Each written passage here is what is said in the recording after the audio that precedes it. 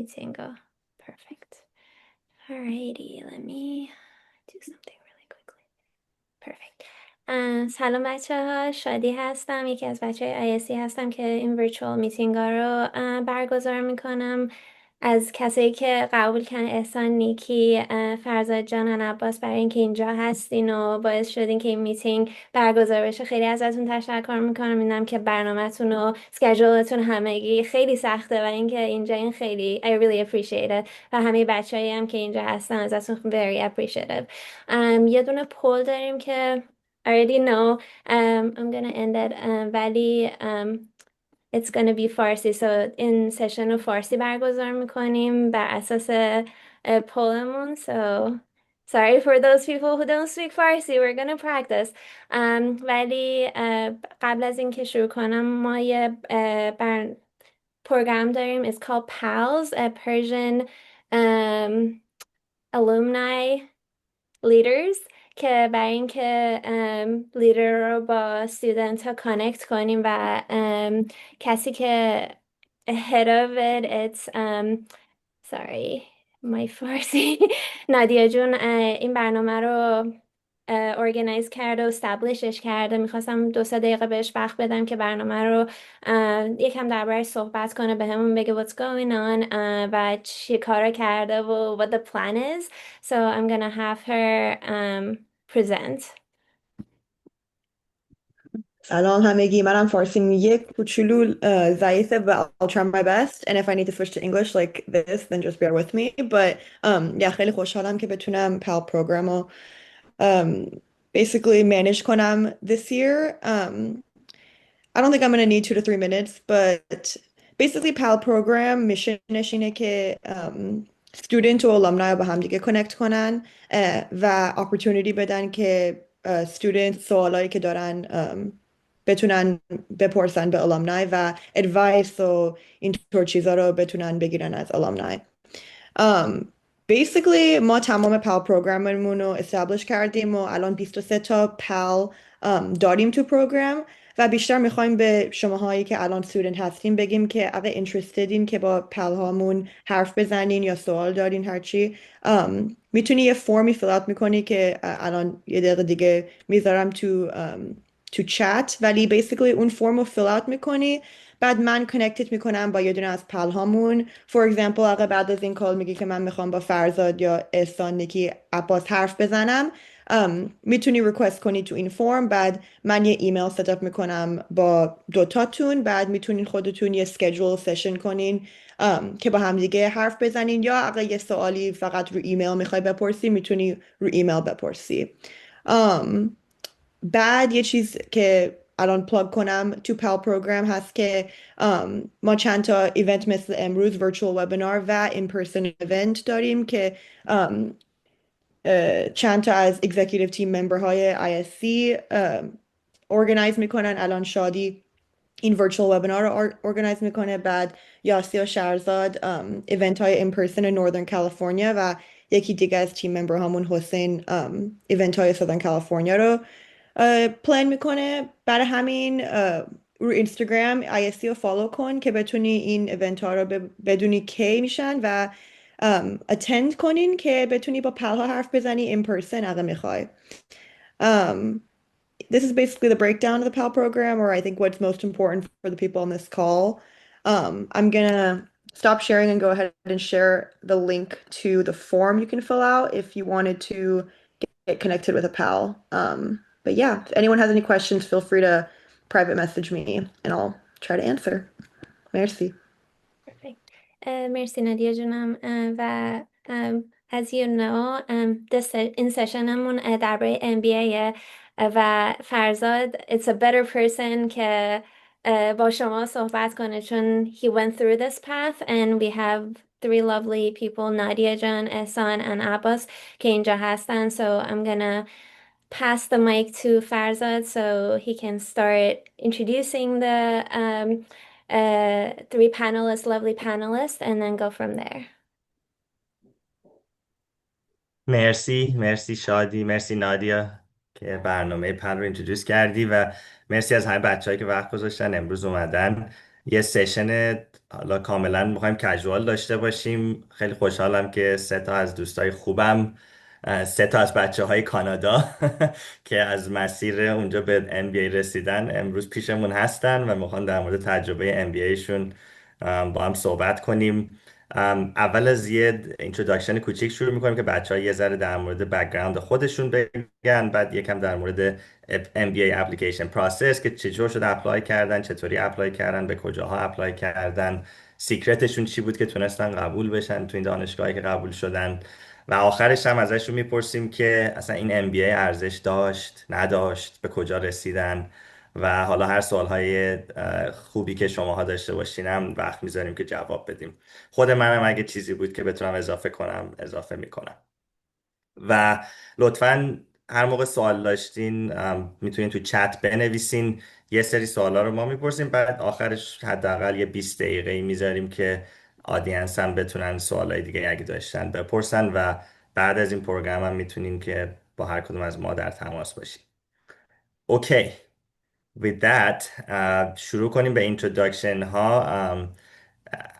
از پنلیست های عزیزمون درخواست میکنم که هر کدوم اول شروع کنن یه ذره در مورد خودشون، در مورد بک‌گراندشون که رشتهشون چی بود تو اندرگراد، چه کارهایی انجام دادن قبل از MBA، کجا MBA گرفتن و الان کجا هستند بعد از MBA.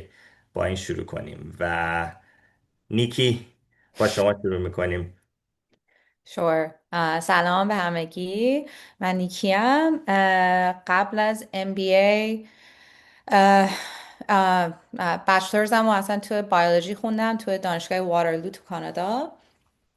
بعد از اینکه لیسانسمو تموم کردم یه جورایی خیلی اکسپریمنت کردم، یعنی از بعد از دانشگاه با یه استارتاپ زدم با چند تا از دوستان.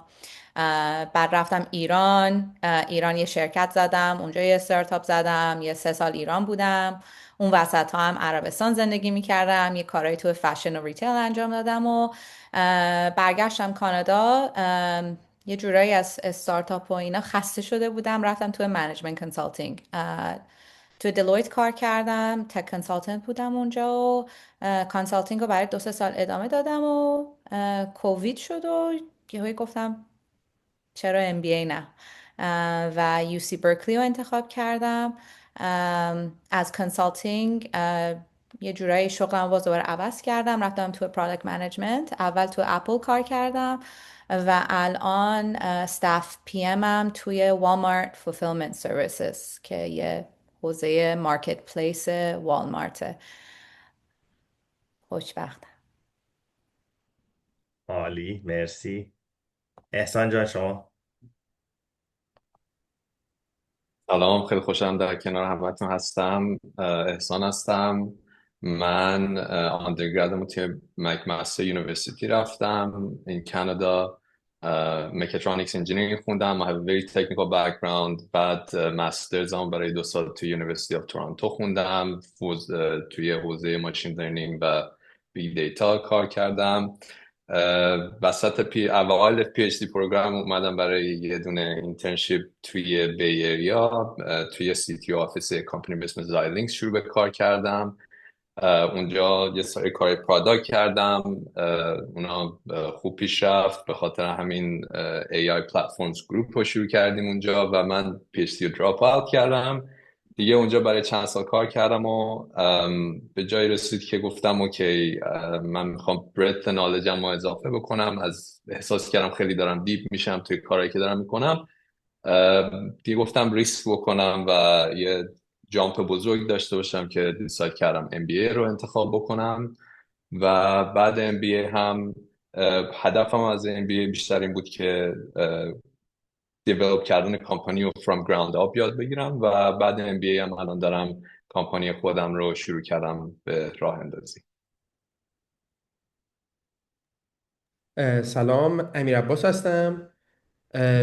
بچلرم و یونیورسیتی آف بریتیش کلمبیا انجام دادم توی ونکوور، کامپیوتر انجینیرینگ. بعد ماینر کامرس هم انجام دادم. مثلا اون اول خیلی به بیزنس علاقه داشتم.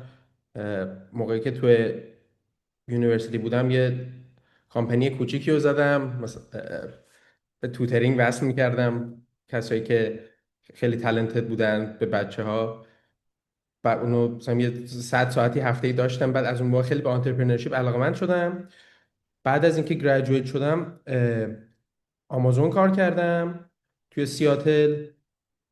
بعد یه جاب آفر گرفتم از تیک تاک، موو کردم به ایریا.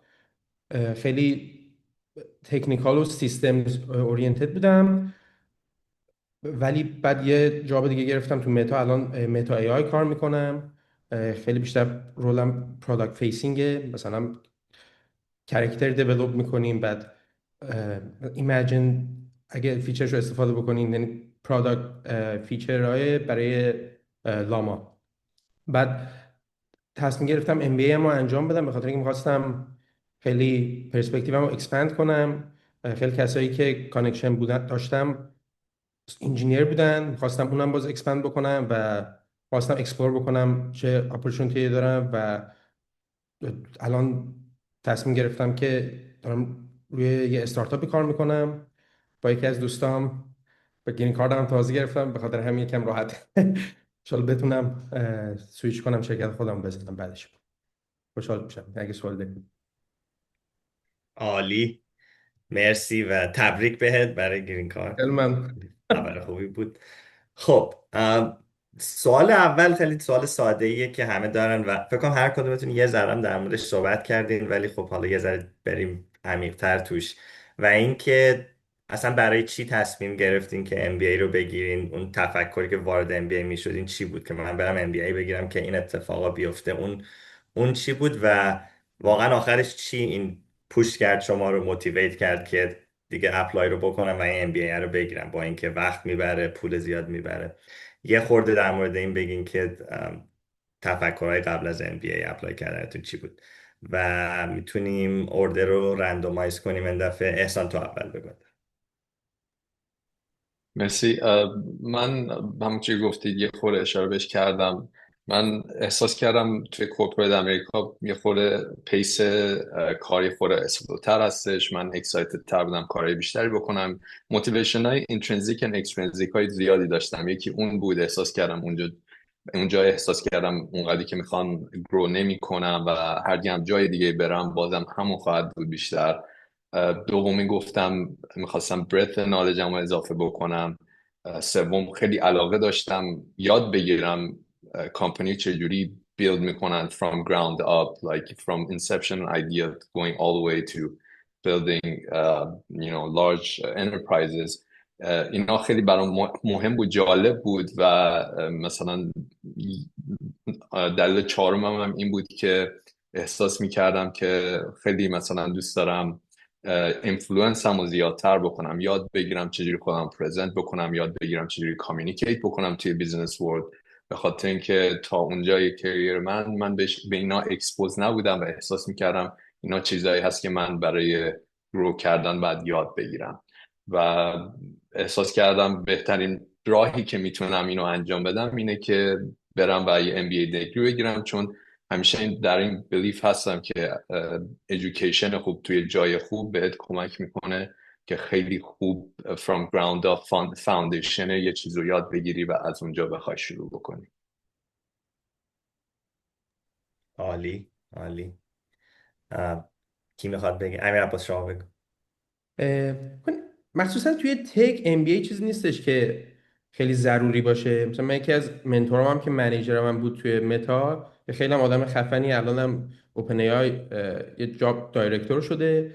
مثلا وقتی من شروع کردم ام بی ای میگم مثلا برای چی میخوای بری ام بی ای انجام بدی؟ چون خودش هم از گراوند اپ شروع کرده بود، انجینیر شده و منیجر شده و الانم دایرکتور و خیلی درآمد هم خوب و موفقه.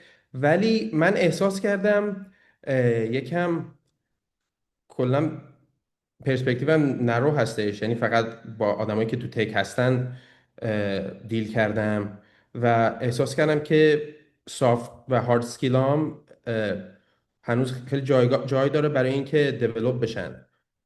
و چند تا کلاس های برکلی رو اتند کردم، با استودنت ها صحبت کردم. مثلا هم فرزاد برکلی رفتن، رو لینکدین رندوملی پیداشون کردم مسیج دادم، بعد جواب من دادم، صحبت کردم.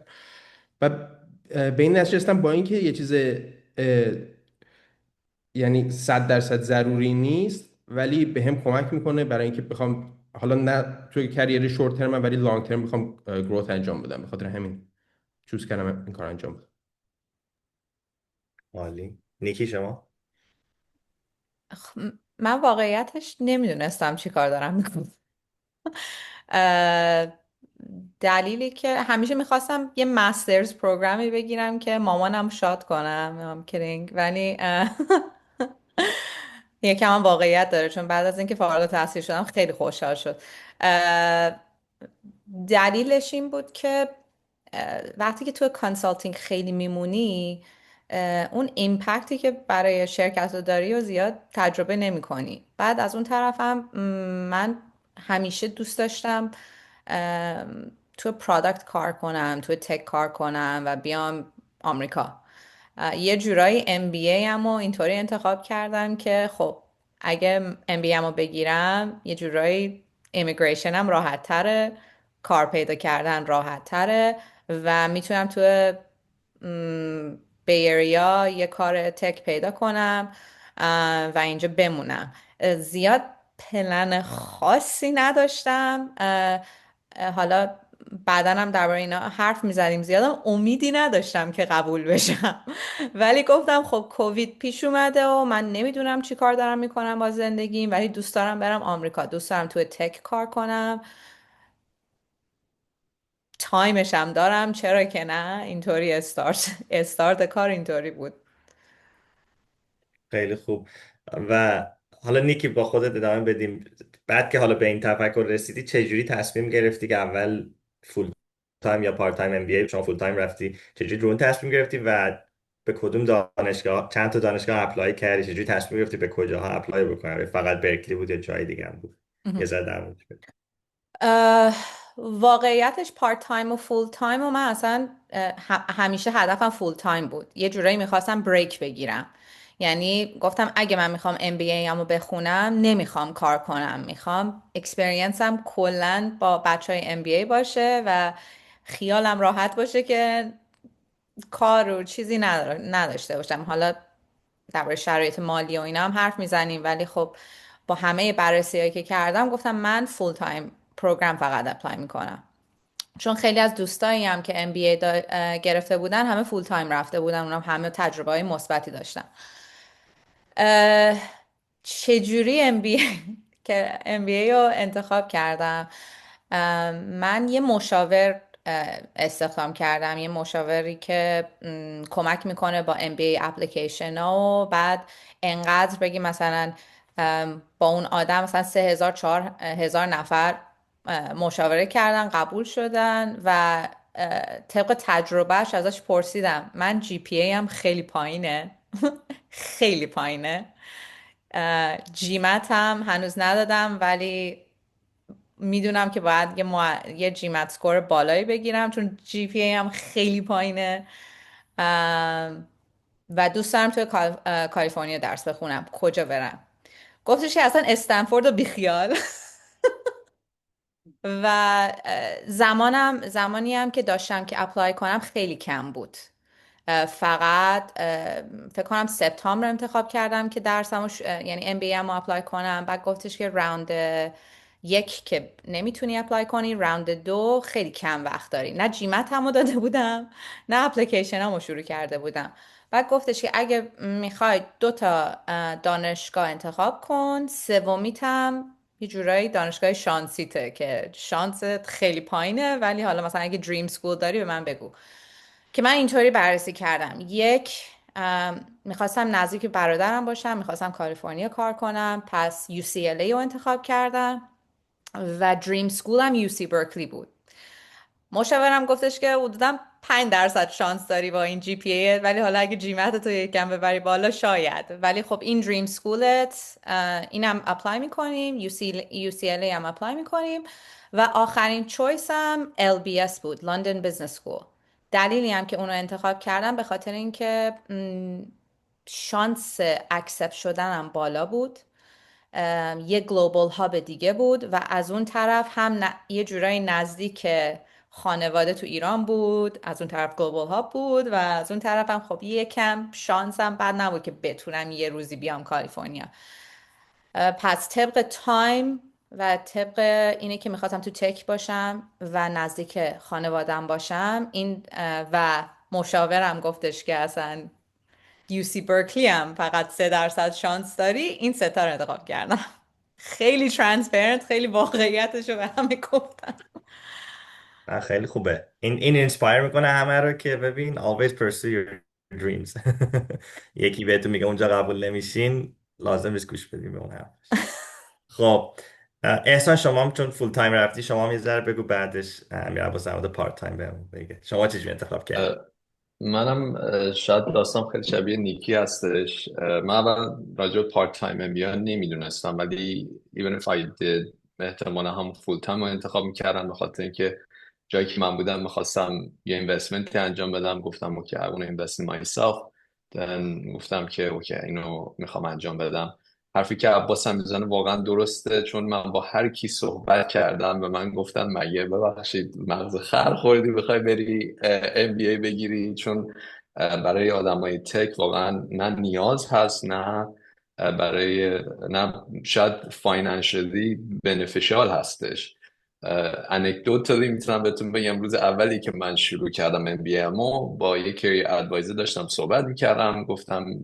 من گفتم میخوام دوست دارم این کار بکنم اون کار بکنم. گفت از کجا میای؟ گفتم آره من AI دیولپر بودم. همونجا به من خیلی جدی گفتش که تو اینجا چی کار میکنی؟ باشه برگرد سر کاره. ولی حالا اون بعدش بود. منم مثل نیکی ریچ اوت کردم به همم که با من ریچ اوت میکنن که چجوری پروسس رو شروع بکنم. بهشون میگم تمام MBA consultant ها یه نیم ساعتی برای شما وقت میذارن برای مجانی و I talked to I would say like 10 different ones just to get their perspective. Across the board, they told me don't apply for anything within the top 10 or 15. Like they practically told me don't apply to any of them. حالا به هر دلیلی حالا میتونیم آن رول بکنیم اونا رو.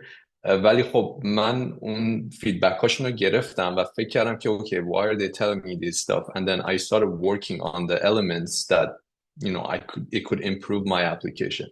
دیگه اونجوری رفتم جلو. اون موقع هم جیمت رو جیاری نداده بودم و همینطوری استپ بای استپ فیگر اوت کردم چجوری میتونم خودم ایمپروو بکنم تا اینکه اپلای کردم و تونستم برم. in terms of how I decided من میدونستم خب ریسک بالاییه. گفتم okay, I either go all in or out. Like I'm not willing to just go to business school just for the sake of business school. به خاطر اینکه به من هم گفته بودن اگه میخوای MBA بری باید یکی از بهترین اسکولا بری، Berkeley, Stanford, Harvard, all those kind of things.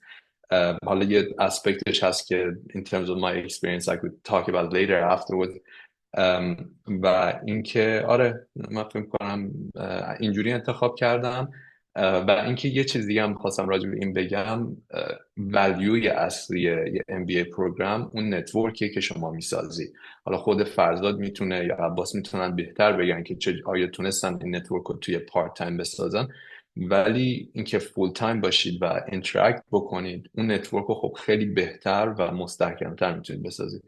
و این هم یه consideration برای خیلی ها که آیا do I want to do full time or do I want to part time? Is it the education that I want to get or is it the network? خیلی هم عالی. و استنفورد کجای لیستت بود؟ دریم اسکولت بود یا بکاپ بود؟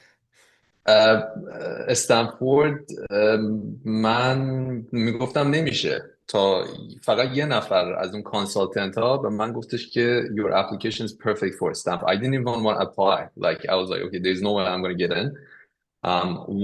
One person changed my life. They told me your application is perfect for Stanford. I was like okay, I'm gonna take a shot. بعد و اپلای کردم و خیلی surprised. I was surprised on it. Yeah. خیلی هم خوب. خب امیر عباس، شما یه ذره در مورد که چرا تصمیم گرفتی که پارت تایم بری؟ من اینو اسس کردم و برای کسایی که مطمئنن میخوان کریر سویچ انجام بدن به نظرم فول تایم بهتر هستش، چون قشنگ این تایم رو میتونن اسپند کنن که فیگر اوت کنن کجا میخوان برن، اینترنشیپ انجام بدن. وقتی فول تایم هستن یکم سخت‌تره. البته خب فرزادم پارت تایم انجام داد، بعد سال سوم کویت کرد، یعنی اینترنشیپ انجام داد، یعنی بازم میشه تو پارت تایم این کار رو انجام داد. من به چند دلیل پارت تایم انجام دادم. یکی این که فرانکلی اپورتونتی کاستش خیلی زیاد بود. یعنی خود ام بی ای نزدیک $160,000 که پول کمی نیست. بعد 2 سالم بخوای کار نکنی میتونی یه خونه بخری با اون پول. بعد من بیشتر دوست داشتم کریرم رو انهانس کنم و اکسپلور بکنم. مثلا دوست داشتم مثلا وی سی رو اکسپلور بکنم، مثلا پی ام رو اکسپلور کنم، ببینم اینا برای من مناسب هستن یا نه. و خیلی آنترپرنورشیپ میدونستم علاقه دارم. و یه نکته دیگه هم بود، این بود که کسایی که توی پارت تایمن یکم سیزن ترن، اکسپریانس بیشتر انجام دادن، مثلا دایرکتور لول هستن، وی پی لول هستن. به نظرم این خیلی جالب بود که بتونم با همچین آدمای کانکت شم. ولی خب این داون ساید هم هست دیگه. یعنی خب اینا همشون زن و بچه دارن کلی یعنی تایم ندارن، سخت‌تر آدم تایم باشون اسپند میکنه. شاید اون کانکشن ها یکم ویکتر باشه و حتی به خاطر اینکه پارت تایم هم انجام بدن اصلا تایم هم کمتر خوب میتونی اسپند بکنی. ولی با این حال من تصمیمم گرفتم که پارت تایم انجام بدم. و بین پارت تایم ما خب خیلی اسکولای خوب ندارن پارت تایم، مثلا اچ پی اس، استنفورد پارت تایم ندارن. ولی تاپ تویی که تو آمریکا هست یکی شیکاگو بوته، یه دونه برکلی که بوت هم خیلی دور بود. به خاطر همین برکلی رو چند سشنش رفتم، دیدم جای خوبی به نظر میاد و اپلای کردم. عالی عالی. خب چون یه ذره تایممون داره زودتر از اینکه من فکر می‌کردم تموم میشه، یه چند تا سوال رو با هم میپرسم. از نیکی شروع کنیم. تو در مورد اپلیکیشن، تو اون اپلیکیشن پروسس آیا ادوایسی داری برای بچه ها؟ چه نمیدونم برای جیمتش پرپ کرده باشی یا برای اس ایات یا برای ریکامندیشن لتر گرفتن؟ اگه چیزی فکر میکنی که کمک میکنه به بچه‌هایی که دارن فکر میکنن اپلای کنن، هر ادوایسی داری در مورد اون اپلیکیشن پروسس؟ مهم. ام، چون همه خودمونی هستیم، من جی پی ای هم حدوداً 2.3 بود. probably 2.2. یعنی با هر کانسالتنتی که بگی میگن مثلا بیخیال، مثلا تاپ 20 هم بیخیال. برای همین همون احسان خیلی حرف قشنگی زد. واقعا یه نفر میتونه زندگی رو عوض کنه. و این مشاوره که من داشتم گفتش که ما داستانی که داری خیلی هیجان انگیزه. و اینه که جیمتت هم باید خودتو بکشی تا برسی به حداقل 730. یه جورایی 720 730 که اونم زدم. برای همین اول فوکسم جیمت بود، چون جی پی ای هم خیلی پایین بود که یه جورایی باید به همه بگم که حداقل یه هوشی داریم که بتونم هندل کنم این کورس لود و این چیزا رو. دومین چیز که خیلی کمکم کرد خودم بودم تو اپلیکیشن ها. فکر نکنین که اگه یه داستان خاصی بسازین که اینا نه، اینا کمکتون نمیکنه. واقعیت رو بنویسین برای ادمیشنز پنالا خیلی هیجان انگیزتره. من داستان واقعیتم گفتم، دلیل سختی هایی که داشتم که جی پی هم خیلی پایین بود و نوشتم. خیلی خیلی خیلی صادقانه اپلیکیشنمو نوشتم و فکر کنم به خاطر اون صداقت تونستم برکلی رو بگیرم. برای همین اصلا هیچ تو فارسی نمیدونم چیه assumption چیه بچه ها تو فارسی؟ واو. Oh God. اوکی. پیش‌فرض. پیش فرض. مرسی. فرض نکنین که خیال. ادمیشنز آفیسر رو میگه که او اگه اینو گفت آره من مثلا قبولش میکنم. نه. They look for genuine stories. و اون خیلی کمکم کرد و مشاوری که داشتم واقعا بی‌نظیر بود. ولی ریتایر شده بچه ها، ببخشید. مشاور منظورتون یعنی اون کانسالتنت ها که بهشون پول میدین مشاور که MBA که داشتم. خیلی هم خوب. خیلی هم. احسان جان شما چی؟ اپلیکیشن پروسس چطور؟ من دبل داون میکنم چیزی که نیکی گفت.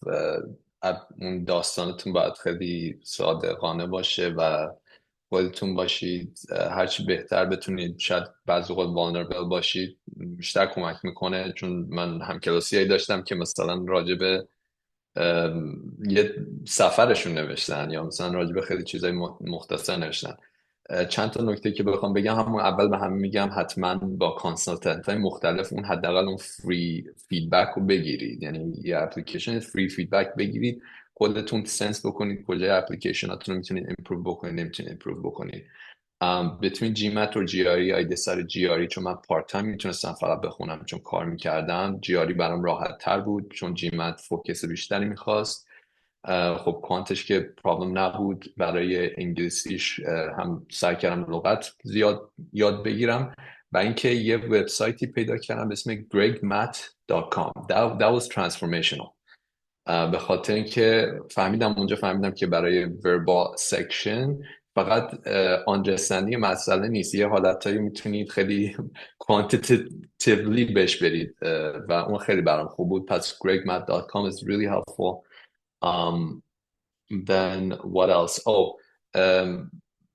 چیزی که من هر کدوم از این مدارسی که میخواید برید یه تایپ اپلیکنتی میگیرن، هم نسبت به پرسونالیتیشون، هم نسبت به مثلا اسپیریشنشون. درسته؟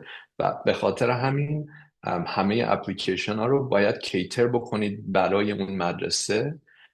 کلا پروسس اون حالا به غیر از GRE و GMAT، process like your story, figuring out what you want to write and catering it to each school is a long and arduous process. حداقل 3-4 ماه طول میکشه. الان مثلا چون خیلی باید iterate بکنید روش، نمیگم مثلا 3-4 ماه فول تایم طول میکشه، ولی همین که بخواید iterate بکنید. به خاطر همین هر اپلیکیشنی که مینویسید، مثلا my target school was Stanford, I spent most of the time over there، ولی برای هر اپلیکیشن دیگه هم مثلا کلا استوریمو یه جوری کیتر کردم بسته به اون پرسونای اون اسکول، به چیزایی که آدمایی که ریچ اوت کرده بودم قبلا و سنس کرده بودم که پرسونای اسکول چجوریه، اونجوری چیز کردم. حتما با آدمای که اون مدرسه دارن میرن صحبت بکنید قبلشون، سعی بکنید ریچ اوت بکنید تو لینکدین، have a conversation, get them to look at your application, because a lot of other people who are applying اونا از مثلا traditional MBA program ها چی میگن traditional business path ها میان و خیلی آدما دارن که کمکشون میکنن. به خاطر هم حالا به قول نیکی یا برید کانسالتنت بگیری یا از بقیه کمک بگیری. hopefully these are all the little stuff that comes to mind. I'm just going to stop there and pass it along to Atlas. من از 3-4 سال پیش میدونستم میخوام MBA انجام بدم، چون مثلا رزومه آدمایی که تو لیدرشپ بودن رو نگاه میکردم، همشون MBA داشتن. به خاطر همین یه وبسایتی هست مگوش، اونو ساین اپ کرده بودم. خیلی هم مثلا اکسپنسیو نیست. بعد هفته ای مثلا یه نیم ساعت 1 ساعت وربالش رو تمرین میکردم و اینو همینطوری انجام میدادم دیگه، مثلا برای مدت زیادی. بعد که دیگه تصمیمم گرفتم MBA انجام بدم، چند تا پرکتیس تست هم خریدم، اونا رو هم تایم انجام دادم و جیمت رو انجام دادم و نمرش حدودا خوب بود.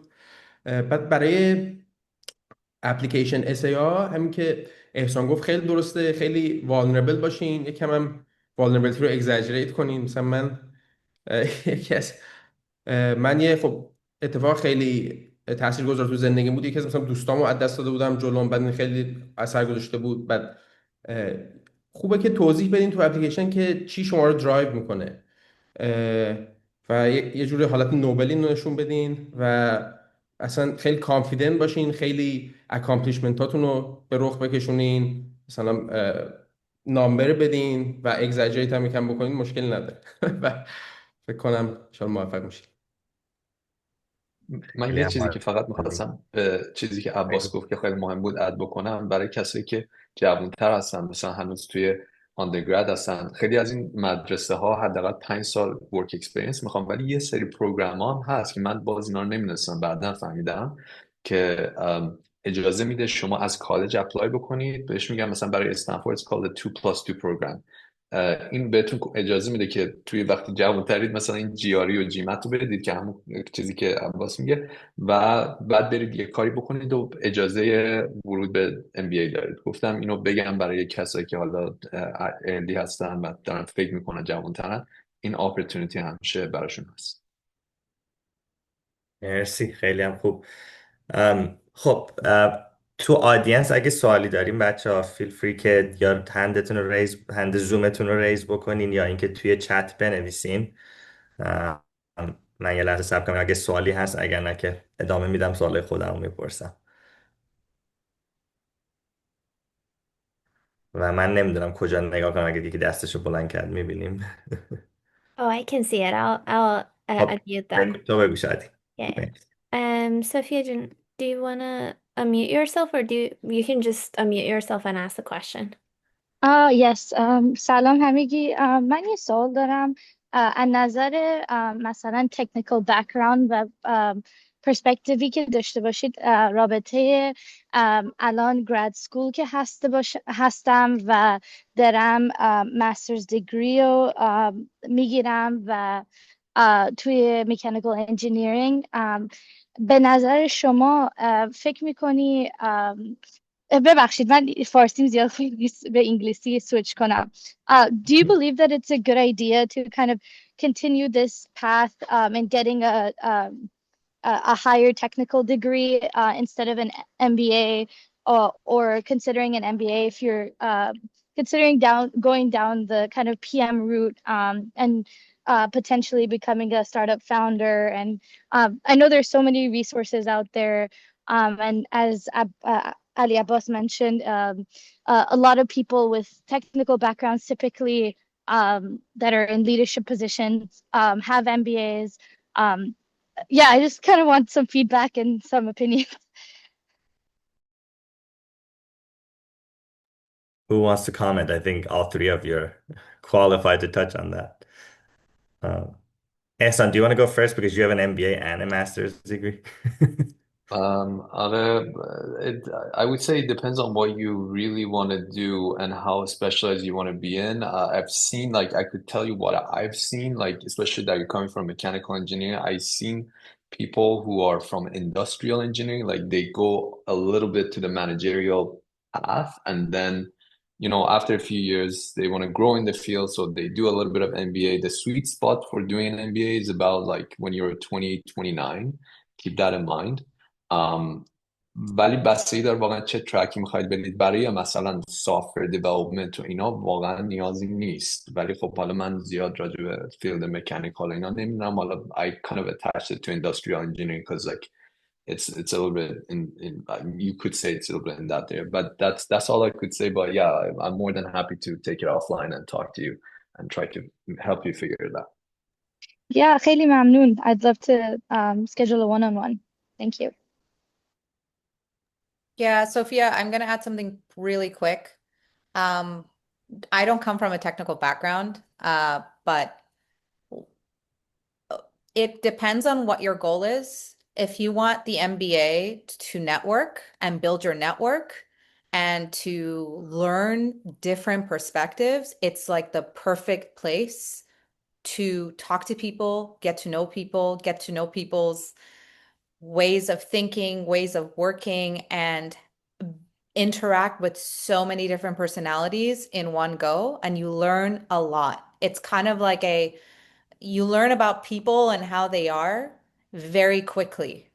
The other thing is the network, right? So let's say you're a technical founder, or, you know, now with AI, things are shifting, but you can find another founder in the, you know, in the MBA program, or even in the university itself. For example, if you start at UC Berkeley, your opportunities are endless of the number of people you get to meet. So if you want to go into entrepreneurship and you want like 2 years to just really focus on your idea and finding someone and getting something done and raising some capital, and MBA is kind of like I'd say like this hub that you can get started with. And at the same time, you get a master's degree, you get the UC Berkeley name, which opens doors, in my opinion, as well as you get to meet hundreds of people.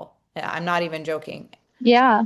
I think that's really valuable بخاطر اینکه من undergradم تو برکلی تازه تموم کردم و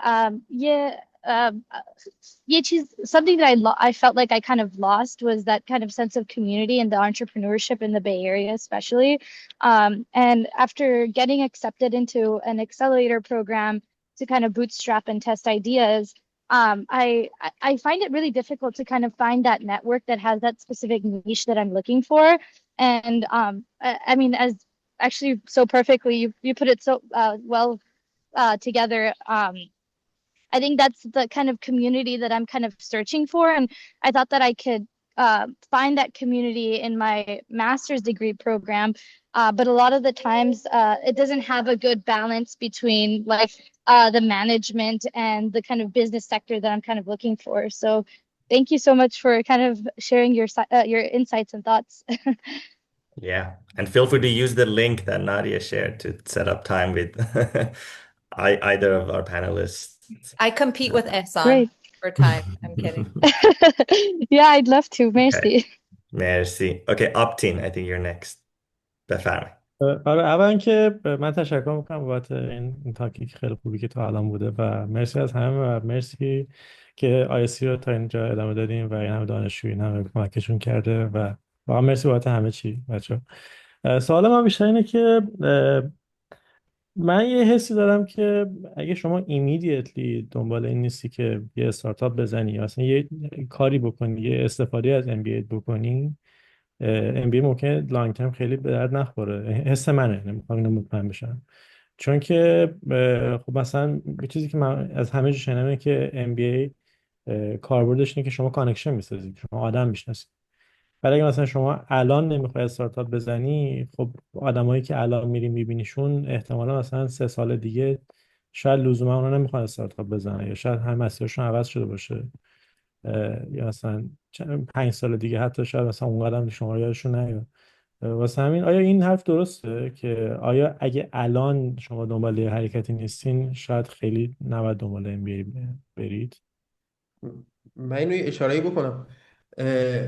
خب ناکن خیلیش راجبه اون برندی که مثلا تو رزومت میذاره و شما وقتی این اسم فرض کن برکلی رو داری تو رزومت، مثلا کریر ادوایزری و کریر منیجمنت و اینا برکلی خودش داره، برای آلومنای هم داره و تو میتونی مثلا حتی ریچ اوت بکنی به کسای دیگه که اون MBA رو انجام دادن.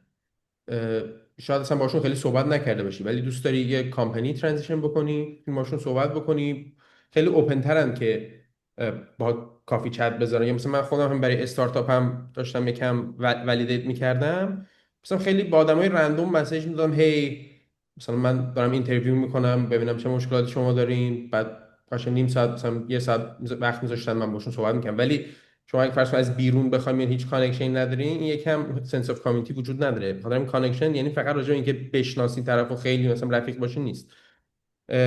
و نکته دوم این که خب خیلی از اون اسکیلایی که شما کسب میکنین مثلا بیشتر سافت اسکیل هستش، مثلا اون کانفیدنسی که شما دارین، پرزنتیشن اسکیلز، کامیونیکیشن. این چی میگم، یعنی اونا هم یعنی خیلی نمیشه دلار ولیو روشون گذاشت و اوور د لانگ ترم شاید بیشتر بشه روشون حساب کرد. گود مرسی امیر عباس. بچه ما رکوردینگ رو الان استاپ میکنیم و که اگه سوالای دیگه هم بود اضافه بشه. هومن جان بفرمایید. مرسی بابت جوابتون. مرسی. ببخشید من یکم سرما خوردم.